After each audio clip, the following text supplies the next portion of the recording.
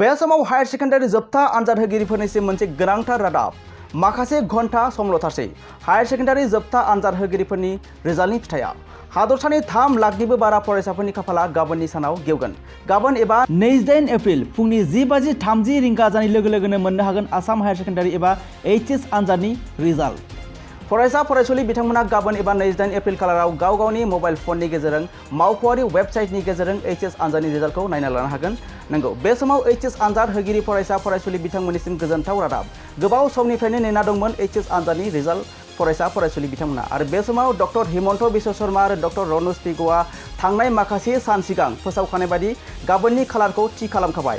HS एबा higher secondary आनजादनि रिजाल्टनि थाखाय थामहिनबा गाबोन फुंनि 10:30 रिंगा जानाय लोगो लोगोनो नोंथांमोना नुनो मोनगोन HS आनजाद रिजाल्ट आरो बे रिजाल्टखौ नायनो थाखाय मावख'आरि वेबसाइटनि गेजेरजों नायना लानो हागोन आरो बेफोर वेबसाइटफोरानो जाबाय ahsec.assam.gov.in, results.ahsec, registration.in, digilocker.gov.in आरो jagranjosh.com बेफोर मावख'आरि वेबसाइटनि गेजेरजों नोंथांमोनहा नायनानै लानो हागोन।